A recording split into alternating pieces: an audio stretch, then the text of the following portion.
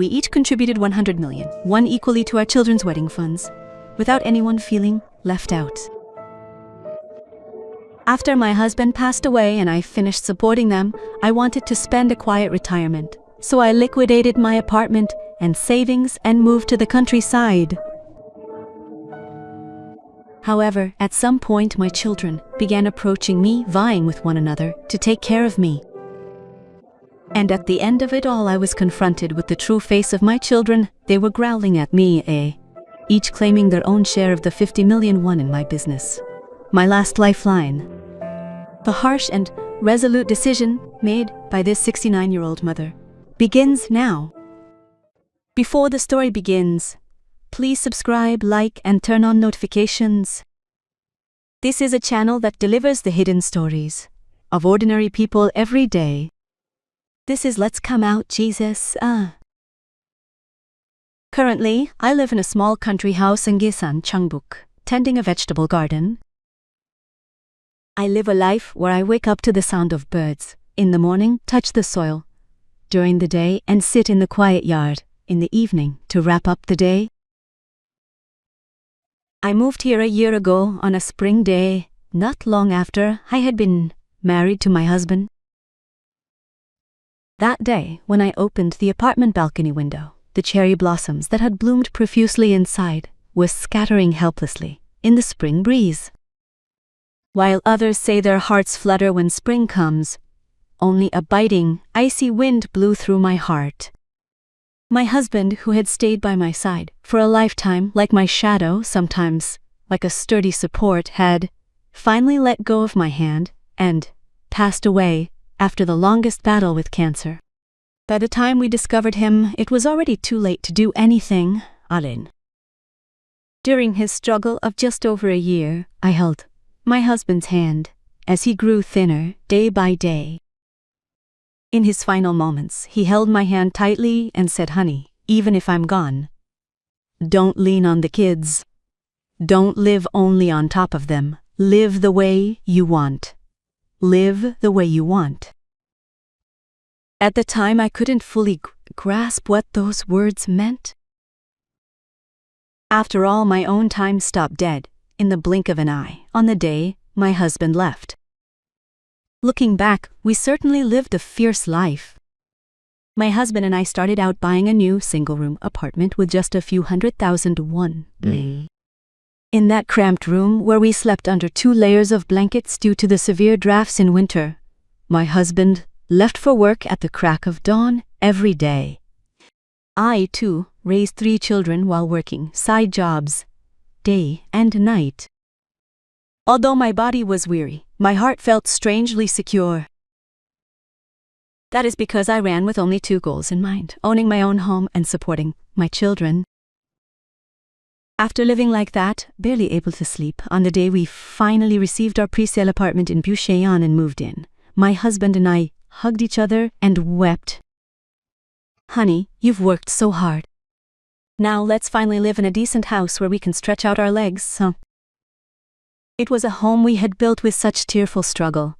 But now that my husband was gone, this space left to me alone had become a prison, spacious yet empty, too small to live in by myself.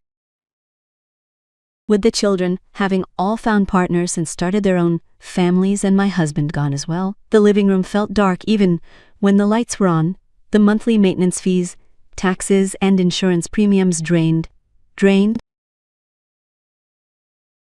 Oh wait, just as I stood still and breathed. Do I really need to live in a spacious house all by myself? Such thoughts kept crossing my mind. As I took a spoonful of rice mixed with water, which was growing lonely and hard in the silent house, I would find myself absent-mindedly gazing at the dining chair opposite where my husband used to sit. Then, without fail, tears would suddenly. "Honey, what on earth am I doing all alone? Every day without you tastes like chewing sand. Every night when I lie in my room, it feels like I can hear you calling my name and my heart feels like it's gonna burst." I would agonize over this alone. Even after hand-washing my husband's cardigan, which had been folded, on the living room sofa and putting it in the closet, I would suddenly pull it out to sniff if any scent remained. I would scold myself for this and fold it back in again and again. I had to steel myself. I couldn't sit here helplessly forever, filling the rest of my life with tears and sighs. To live the final chapter of my life steadfastly without burdening my children, I needed the resolve to break free from this terrible yoke of sorrow. After my husband passed away, all that remained for me was a 400 million won apartment in my name with no loans and a little over 200 million won in savings combined with the insurance money received after his death.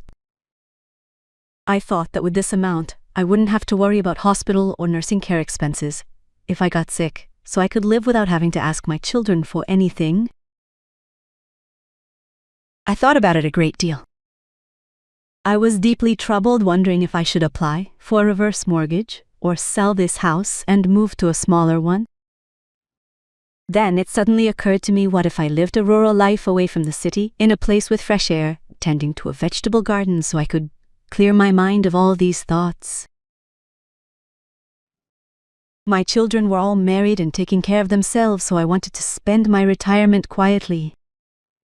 I picked up my phone and suddenly searched for country houses in Gießen, my hometown. Looking at the photos of small country houses, the sunlit windows facing south and the charming little vegetable gardens, I felt a strange sense of relief. My heart beat lightly, for the first time in a long while, at the thought of creating a sanctuary solely for me, Kim Youngja, not as someone's wife or someone's mother. Eventually, I decided to put this house aside, as it was a burden I could no longer handle alone, despite the many years I had spent with my husband. For just over 100 million won, I could have bought a quiet house with a small but pretty vegetable garden. I felt that if I went there, I could bury the sorrow of parting with my husband in my heart and start my life anew. The problem was how to convey this decision to my son and daughter. And that moment arrived sooner than I expected. It was my birthday.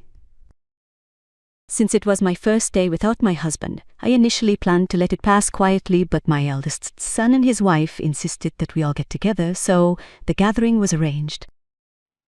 I felt truly grateful to my children for worrying about me, who was left all alone.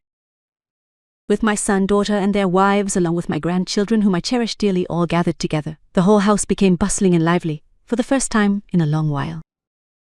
Raising 3 children, I may not have been wealthy, but I lived frugally, saving on my own food to ensure they had at least as much as others did. Even when my children got married, I put my own life as a couple aside to ensure no one felt left out, contributing an equal 100 million won to each of the 3 of them for their weddings. It would not be an exaggeration to say that as parents I spared no expense. Now that all those years have passed, I am finally trying to look after my own future, but I agonized for days over how to bring this up. After finishing our meal and blowing out the candles on the cake, I carefully put down my spoon. Kids, Mom has something to tell you. I'm planning to sell this apartment and move down to Gießen. I received a cozy country house worth about 100 million won, and I want to set up a vegetable garden and spend my retirement quietly. Quoke. In an instant, the warmth on the table turned cold. My children exchanged wary glances. Then each began to pour out their own words, claiming they were worried about me. The first to break the silence was my eldest son.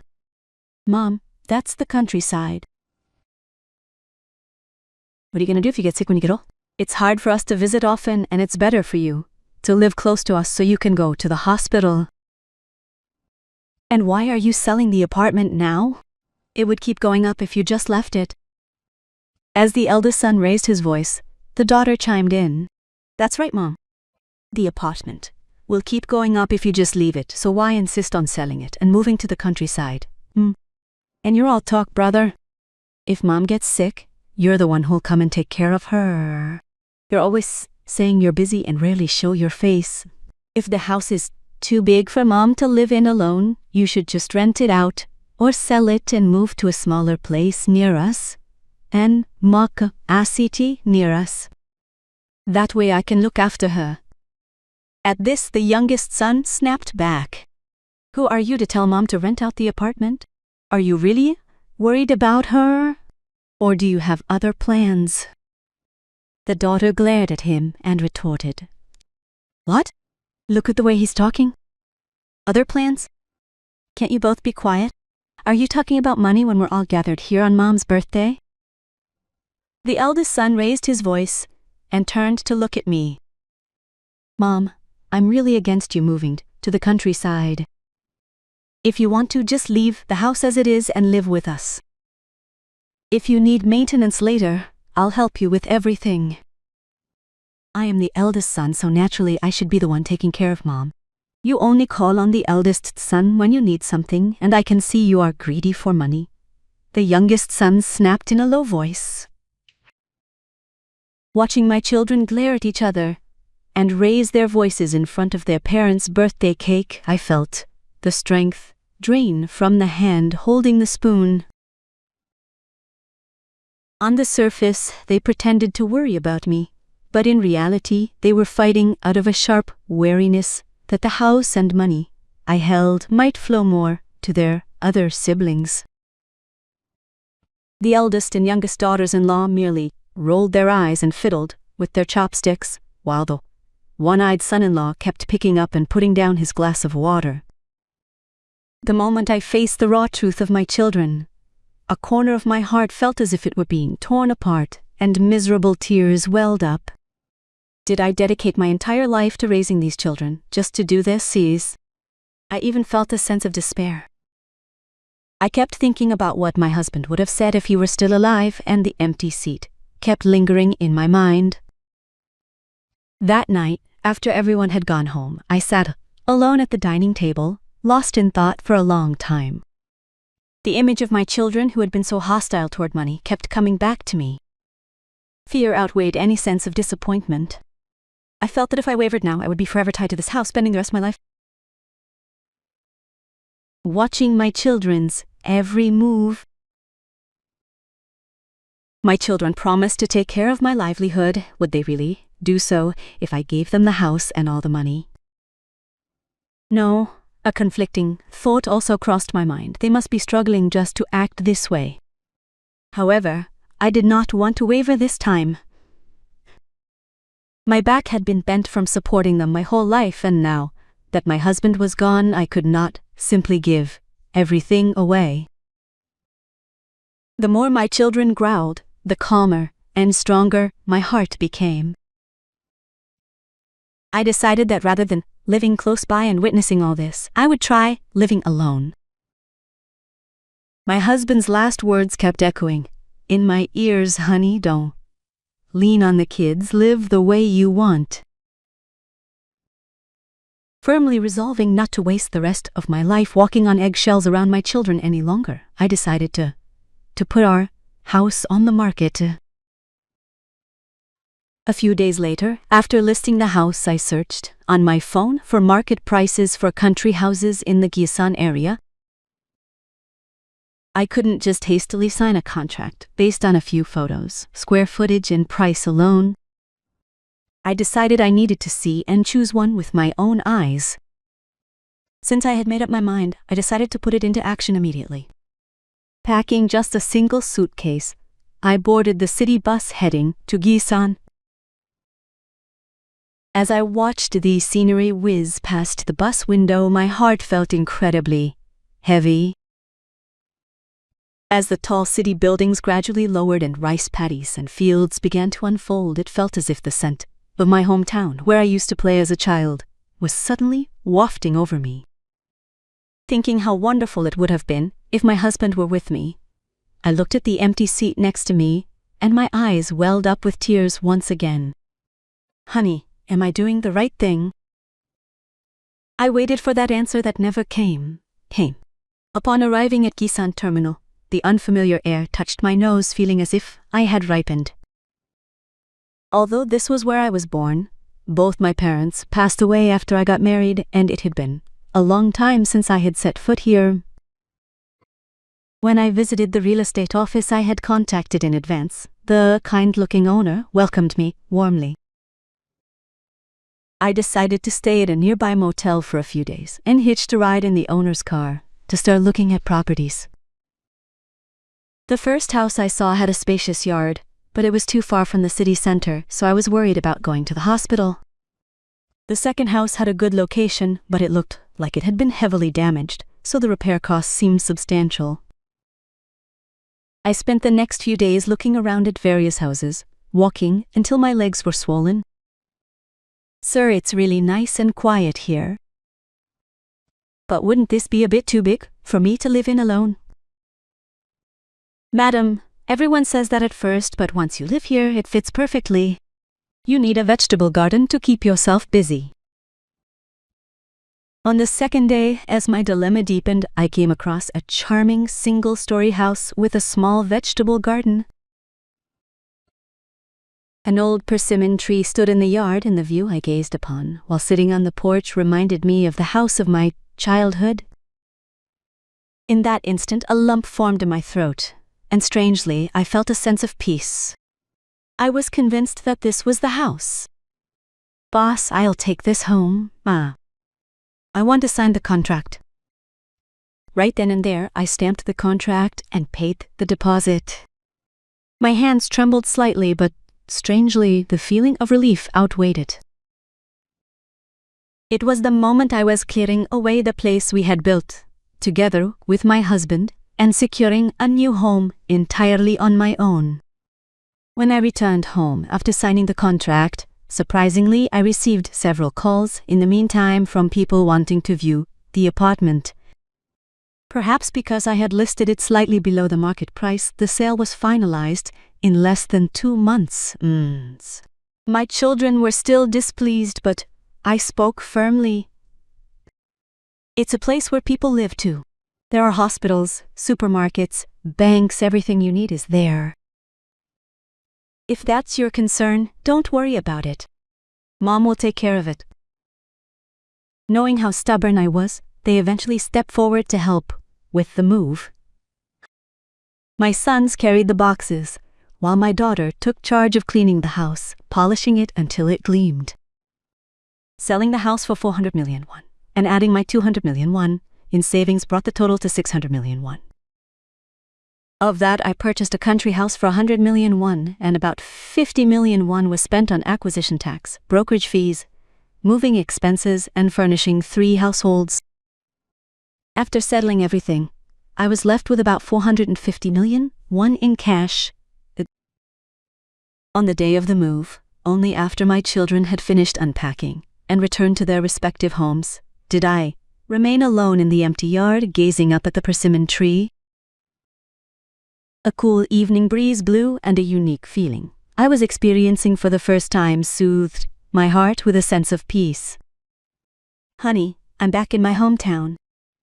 I decided to leave the sadness behind and start anew. After finishing the move and unpacking to some extent, I couldn't just leave the money in my account, so I went to the bank. After consulting with a bank employee, I decided to put most of the money into a safe fixed-term fund and diversify the remainder into blue-chip dividend stocks. When I calculated the combined savings, interest, and dividends, I realized I was earning about 1.3 million won per month. Adding the survivor's pension and basic pension my husband left me, a little over 2.5 million won came into my hands. Honey, I would have been happier if I had been with you. What was the rush that you left first? When I opened my eyes in the morning, the refreshing sound of birds and the pleasant scent of grass brushed past my nose. When I went out to the vegetable garden, I had tended myself to water the lettuce and chili pepper seedlings. The touch of the moist soil on my fingertips felt so warm and comforting. When I prepared a simple breakfast with the fresh vegetables I had grown with my own sweat, the taste was truly heavenly, and I would find myself bursting into laughter every now and then while picking chili peppers in the garden. Perhaps having heard the news that I had moved, an elderly neighbor who was older than me, shyly, gave me a box of potatoes before leaving. When daytime came, I would gather warmly with the neighborhood elders at the village hall, chatting about trivial matters while sharing steaming hot boiled sweet potatoes. Playing huatu and other traditional games with elders much older than myself, I lost track of time as the day flew by. Yangja, I didn't know you would get along so well with the people here. I didn't know either. I didn't know there would be so much to laugh about. Was it because of the pride I felt in being able to live entirely on my own strength without having to ask my children for even a single 101 bill? Even the headaches and back pain that had tormented me so much in the city seemed to feel much lighter. Country life was a happiness far beyond what I deserved. I thought that if things continued this way, I could spend the rest of my life quietly, in serene peace. I had no idea then. I didn't realize that this peace would not last that long. It was around the time summer was fading and the leaves in the yard were beginning to change color one by one. It has already been 3 months since we moved here. My daughter came to visit on the weekend holding the hands of her son-in-law and granddaughter, saying she had been worried about me being lonely all alone in the countryside. Mom, we're here. How have you been? Are you feeling okay? As soon as we entered the yard, my granddaughter chattered away and ran around under the persimmon tree. I was so glad to see my daughter's face after such a long time that my eyes welled up with tears before I knew it. My son-in-law grilled meat in the yard, while my granddaughter kept running around and showing off. It was the warmth of a bustling family that I hadn't felt in a very long time. Mom, it's really nice here. I want to live in a place like this too. I don't know why you were so against me coming down here at first. Watching my daughter repeat these words all day long while acting so affectionately just brought a heartwarming smile to my face. Even after clearing the dinner table, for the first time in a while, mother and daughter sat on the porch and talked about this and that until late. The air in the night sky was quite cool. Mom, make sure you eat well. What if you get sick all alone here? It's okay. The grandma next door is here, and there are plenty of people around if you go to the village hall, so you don't have to worry.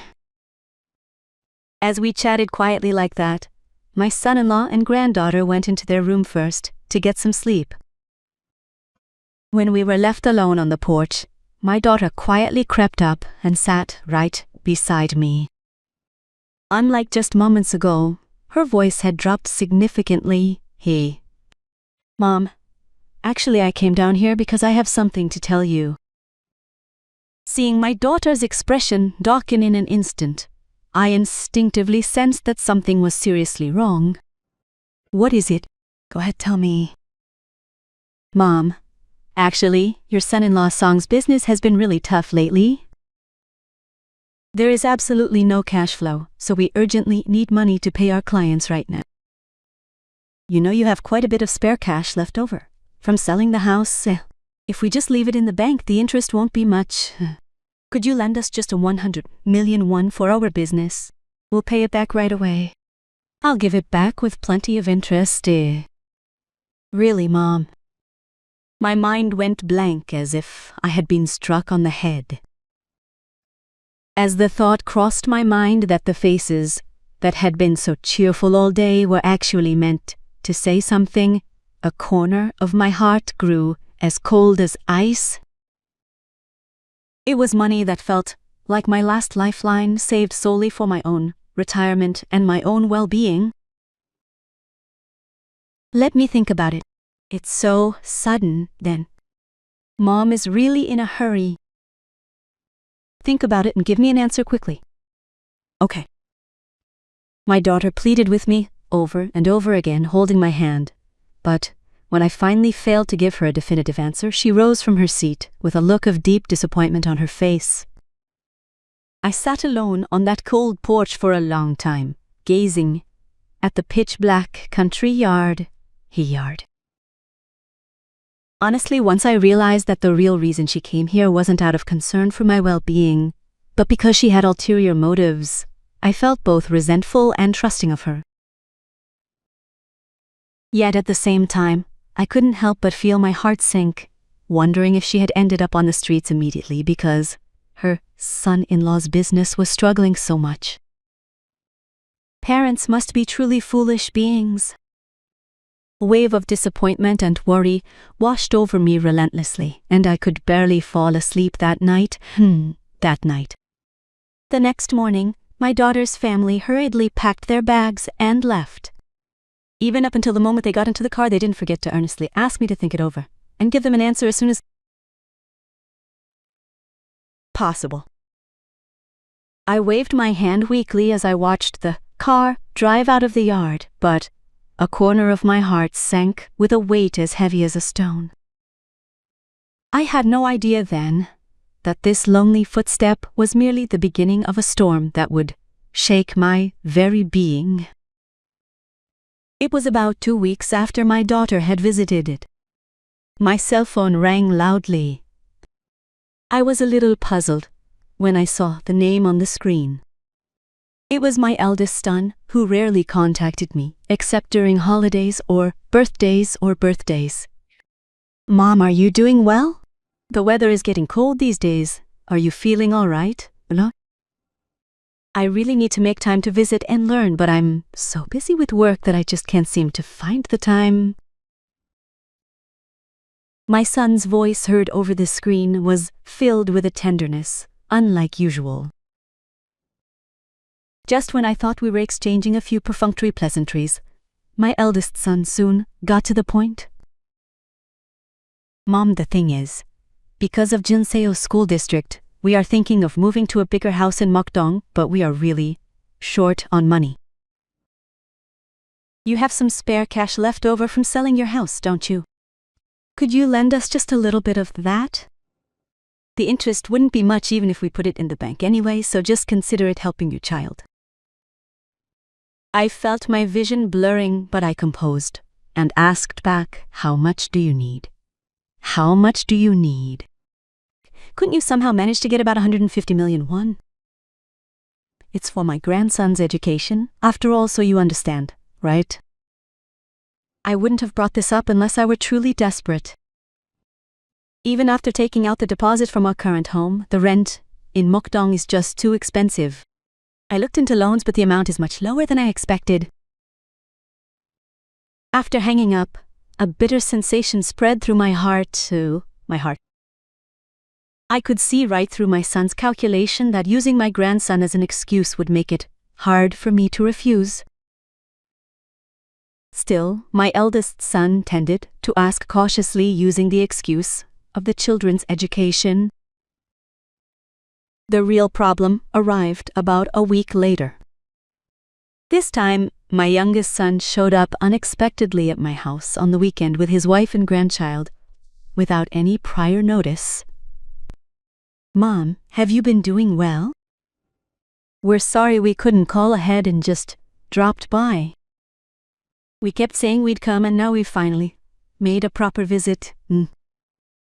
As soon as she entered the yard, my daughter-in-law massaged my shoulders and looked after me affectionately, asking, "You must be very lonely living alone in the countryside." Watching her lay out the fruit and supplements she had brought in front of me, I felt strangely uneasy and had a choking sensation, as if I had indigestion. This was because my daughter and eldest son had already brought up the topic of money, so I knew all too well what my children's concern for my well-being meant. Eventually, the moment I had feared arrived. After dinner had passed and we were sitting on the porch, peeling fruit, my youngest son cautiously broke the silence. "Mom, I have something to tell you. I found the perfect investment opportunity. If you could help me with just about 50 million won, I'll make sure to pay you plenty of interest. It will be much more profitable than just leaving it tied up in the bank. A good investment." Explain exactly what that place is. That's the only way I can decide whether to help you with the money or not. It's a bit complicated to explain in detail. Anyway, it's a really safe place. I'll take care of everything, so you don't lose anything. As I watched my son, who wouldn't give a clear answer about what he intended to do, or exactly where he would invest, merely repeating that it was safe and that he would handle it himself, a deep sigh escaped from within. My daughter-in-law, who had been watching nearby, also chimed in. Mother, we are saying this to make your retirement more comfortable. Please trust him and leave it to him just this once. It was truly dumbfounding to hear my children say they cared about my retirement, yet were actually trying to take the money meant to protect it. I didn't want to talk to them any further, so I forced a smile and mumbled something. I'll think about it. What would an old man like, you know? I'll take my time thinking about it, so let's talk again later. The next day, after my youngest son's family left, I sat alone on the porch, aimlessly fiddling with my cell phone. Whenever my children called to check on me, first my daughter, then my eldest son, and now my youngest, fear tightening in my chest outweighed any joy. Without fail, every call would start with a question about my health and end with a pressing demand to know if I had thought about the money they had mentioned earlier. My peaceful and unique rural life was slowly cracking due to my children's incessant talk about money. The only remaining issue was the fact that I had not yet given a definitive answer to any of the three of them. I could foresee that if I continued to drag things out ambiguously like this, my children would gather in one place and fight tooth and nail to get that answer. I wondered what good it was to have 3 children. Ooh. A deep sense of despair washed over me at the sight of my children, who were more focused on the parents who would fall into their own laps than on worrying about their aging parents. I was overwhelmed by bitter regret, feeling as though I had failed in raising my children. If my husband were still alive, would he have firmly cast them aside? Or would he have taken my hand, closing his eyes, and saying we should help them because it was their situation? Left alone, I clung to the answer that would never return, and fell into deep, endless thought. Some might point fingers at me and say, if you have some money, couldn't you help your children when they're struggling?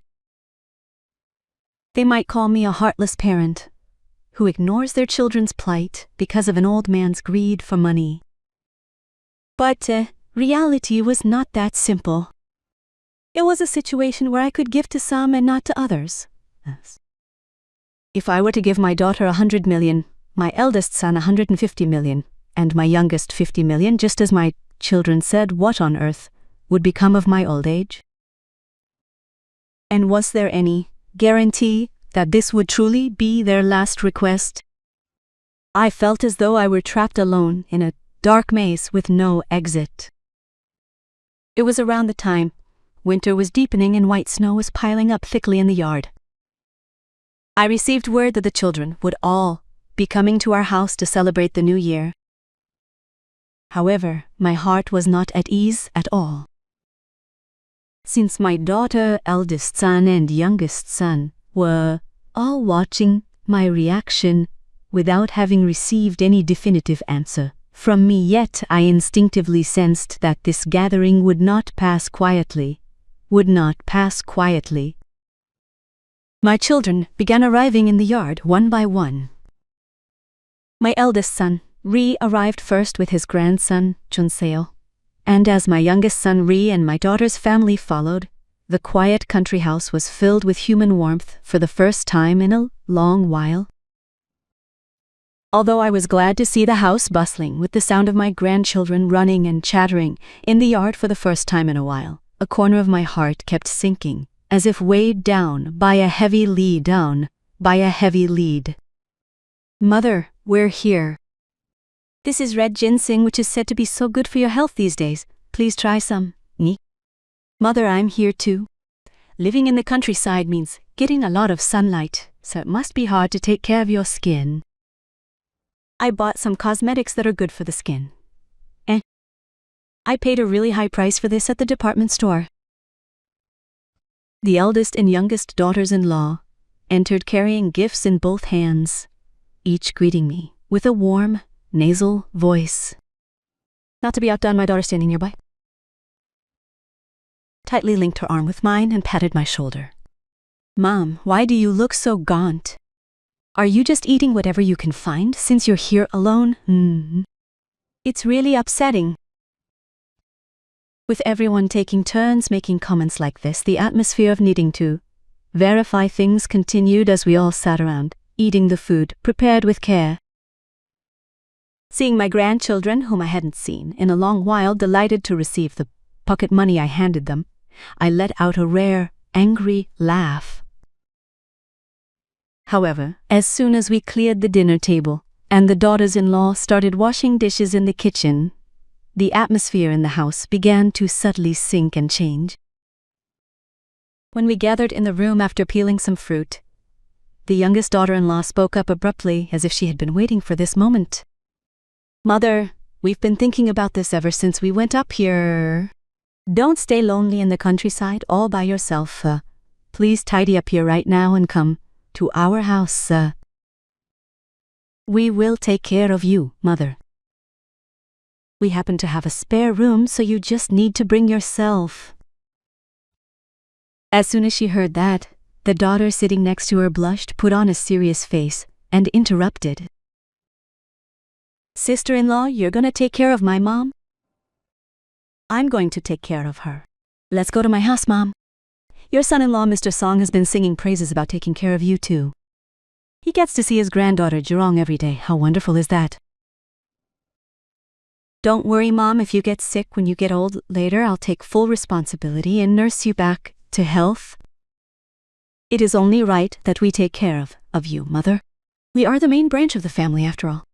The eldest daughter-in-law cut her daughter off abruptly with a cold gaze while crossing her arms. In an instant, a fierce battle of wits and sharp tension filled the house between the two daughters-in-law and the daughter. I bowed my head and quiet the embarrassing scene, swallowing a deep sorrow within. Do these children really want to keep me close and take care of me? Or do they just want to keep the money I gave them close to themselves? Just then, the eldest son, who had been observing the situation, cleared his throat a few times and interrupted the conversation. Now, everyone, as your children, it really breaks our hearts to see you alone in the countryside. But more importantly, Mom, have you given some thought to the deposit money I mentioned last time? As soon as the eldest son finished speaking, the youngest son also chimed in, seizing the opportunity. Me too, Mom. The investment opportunity I mentioned is truly solid, and a good one. You need to hurry because we must start investing immediately before we miss this chance. My daughter, not to be outdone, gripped my hand tightly and gave me a pitiful look. Mom, you know I'm in a real rush. My son-in-law Song's business is about to go bankrupt. Please tell me for sure this time. Okay. In that suffocating moment, as the new siblings held their breath and stared at me, urging me for an answer, I painfully realized what this gathering had ultimately been created for. The grandchildren's antics, the expensive cosmetics and ginseng brought in both hands, and the superficially warm greetings were all nothing more than a prelude to their obsession with money. The dinner table, which had looked peaceful, had suddenly turned into an invisible battlefield as the children snarled at each other to get even a penny more from their elderly parents. I quietly looked down at the fruit table. My whole body and hands trembled uncontrollably with sorrow. My heart tore and my soul shattered, wondering if the years I had spent supporting my children were ultimately meant to see this pathetic state. In that instant, the last words my husband had left me, while holding my hand tightly, echoed in my ears. Honey, once you leave, don't rely on the kids too much and don't live solely for them. I could no longer avoid or deny it. I slammed the fork I was holding onto the table with a loud ah. In an instant, the bustling room fell silent, as if cold water had been poured over it. With a gaze that had turned cold, I looked straight at my children one by one, who were surrounding me and unaware of my presence. Now was the time to give these children the answer to the decision I had made. All that remained in the room, where they had been loudly arguing just moments ago about who would serve them, were the hardened faces of my children, who held their breath while watching each other nervously. I clasped my trembling hands tightly on my knees and let out a deep sigh. And finally, I spoke the words I had resolved in my heart. Listen carefully, all of you. All eyes in the room turned to me at once. I have spent my entire life supporting you, teaching you as much as you wanted to learn, and buying you everything you desired, without lacking anything. Although I couldn't raise you in abundance, I tried my best to raise you so you wouldn't envy anyone. When all three of you got married, I contributed an equal 100 million, one to each of you, so that no one would feel left out. While your father was alive, the two of us didn't even think about taking time off. We simply did everything we could for you. My role as a parent ended back then. Mom, how can you say such things? Your children are struggling right now, so you saying you're going to wash your hands of it. My daughter was the first to interject, her eyes blazing with anger. I remained unwavering, looking her straight in the eye, and continued, speaking point by point. You asked for 150 million, one for the deposit on your apartment in Mukdong. Jian for 100 million, one for Song's business capital, and you, the youngest, for 50 million, one as an investment.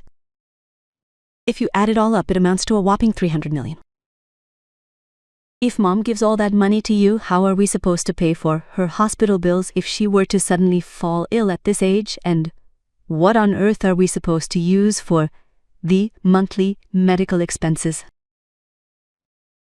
Heavy silence fell once again in the cold room. Not a single person could readily offer to take responsibility. I'm not finished yet. I lowered my voice even further, but continued more firmly than ever. When your father was battling his illness, he told me this. He told me never to ask his children for money. He said that since you all have your own families and lives to support, he would rather die than become a burden to them. He said we should never bring up the topic of money with you, if you. That is why I never once showed you how difficult things were. But what about you, Ma? Using busyness as an excuse, you left your sick father behind and barely showed your faces a few times. Quo. I didn't want to show my children any sign of hurt feelings after becoming a parent, so I never once uttered the words, "I'm hurt," out of my own mouth.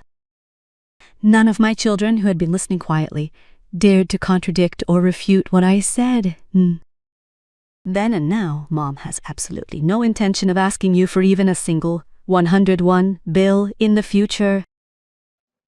This money is my last lifeline.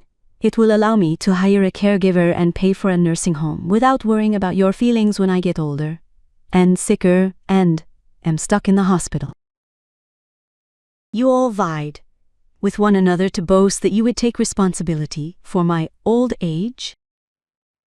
The human heart is truly deceitful. Just try taking care of an elderly parent who has no money for just 1 month. It is the way of the world that everyone quietly turns their heads away, passes the buck to one another, and resents one another. I do not want to close my eyes in old age resenting my children. The daughter's face turned red and then pale, while the two sons nervously fidgeted with their hands, glancing around cautiously. The daughters-in-law and sons-in-law also remained silent, gazing down at their knees and bowing their heads. I understand your desire to move to a better place for your children's education, but that is something you and your spouse must figure out on your own within your means. It is not something to be covered by mom's retirement funds. People are meant to live within their station. If you really can't afford it, you should know when to give up. My youngest, you can't even properly explain where that so-called good investment is, so what makes you think mom would trust you so much to entrust such a large sum of 50 million won to you? Jian, I know your husband Song's business is struggling, but that is also a burden you and your spouse must bear. Your father tried so hard to stop you when you said you were expanding the business too recklessly. But you didn't listen. However, if things really go wrong and we reach a dead end, let's talk about that then. I cannot just leave the people working for your husband on the paycheck. And, no matter how much I hate them, my grandchildren sitting on the streets. Instead, even if I lend them money, I will make sure to get it back with interest, huh? So don't even dream of taking mom's money easily. Mom, as if her daughter had come to weep, tried to add something more, but upon seeing the pale blue expression on her face, she ultimately could not bear it any longer and kept her mouth shut. I will not rely on you for a single penny of my remaining earnings. I will live on my own strength, so you shouldn't even think about asking mom for money either. Live on your own. Once I die, whether it is this country house or the remaining money, it will all eventually be yours. So as long as I am alive and breathing, don't even dream of coveting mom's money easily. Do you understand? Having finished speaking, I took in my children's faces one by one, filling my eyes once again.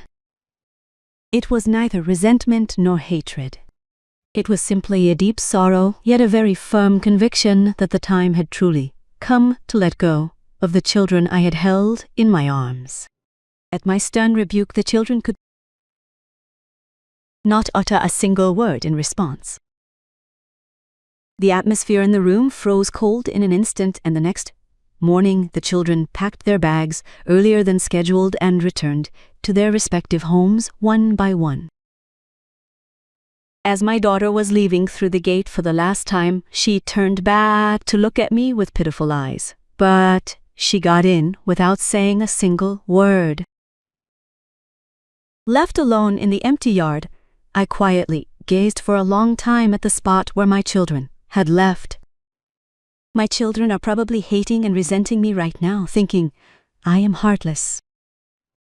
However, no matter how calmly I thought about it again and again, the only thought that could come to this foolish and cruel mother was that this was the best way to save both my children and myself. For a while, the house was truly silent and quiet. Lonely days without a single phone call followed, and I tried to simply accept the passage of time calmly.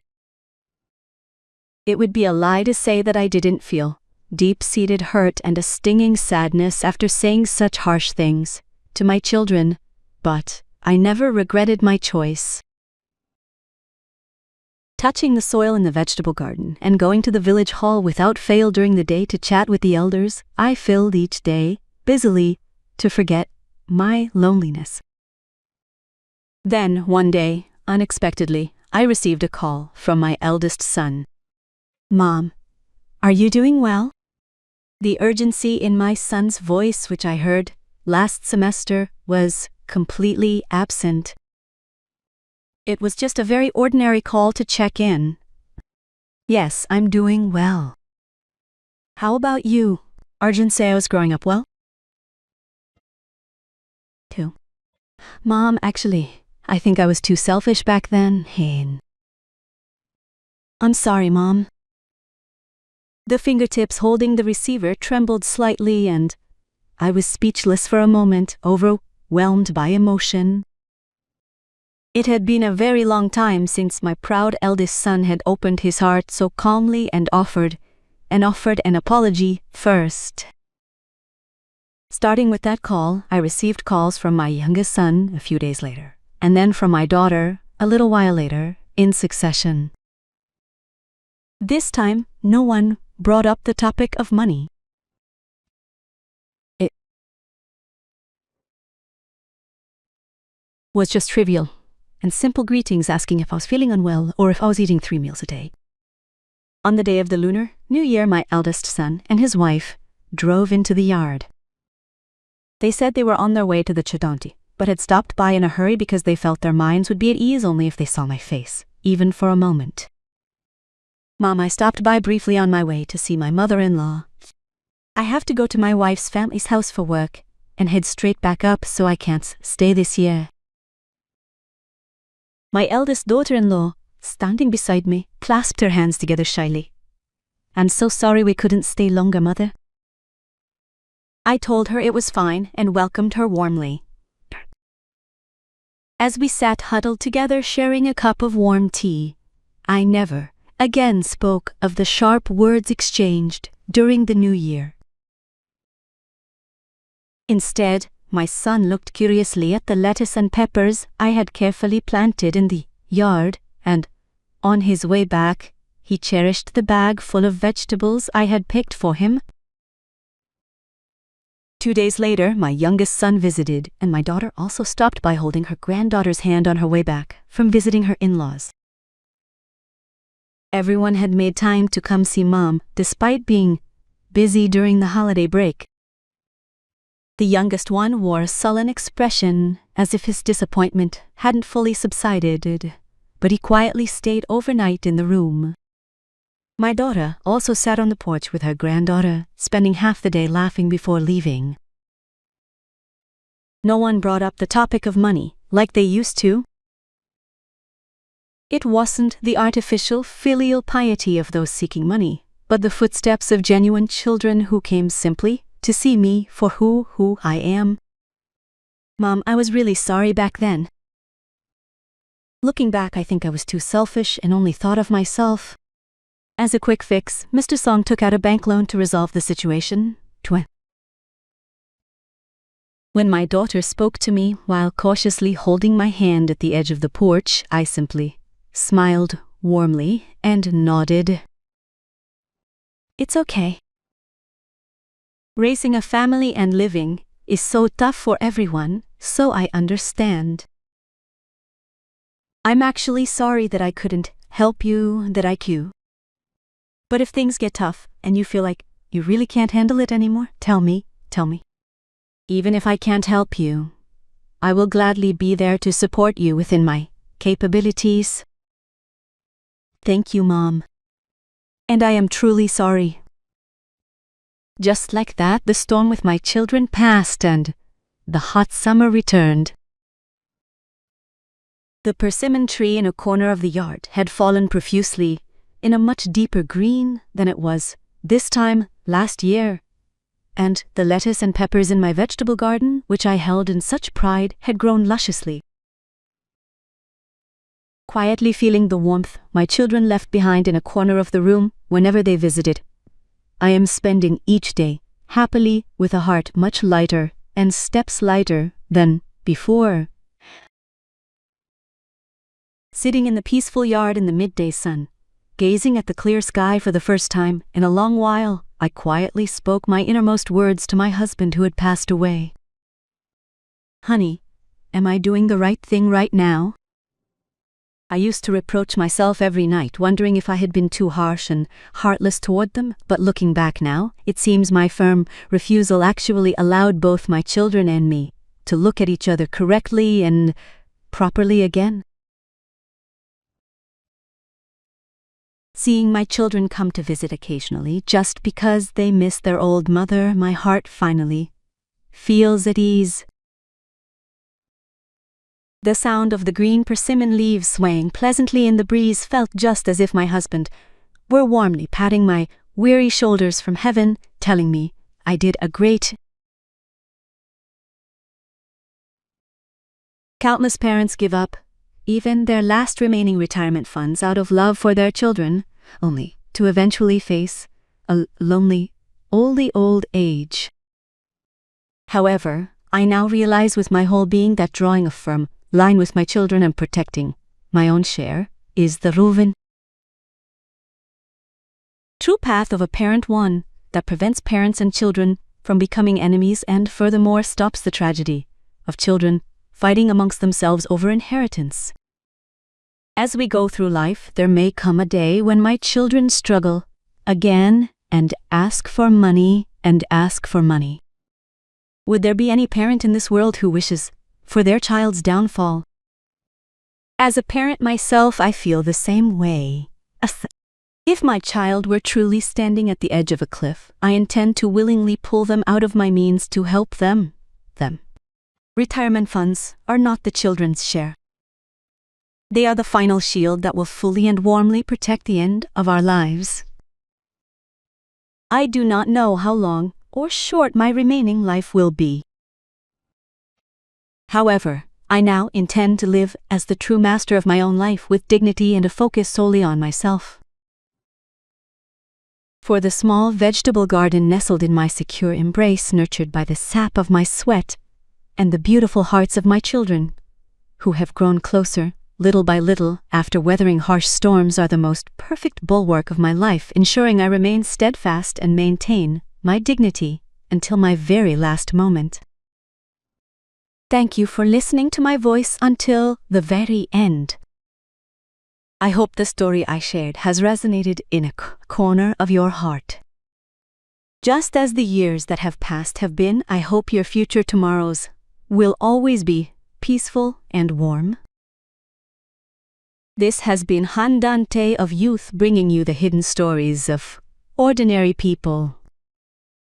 Thank you sincerely for taking the time to stay with me until the end.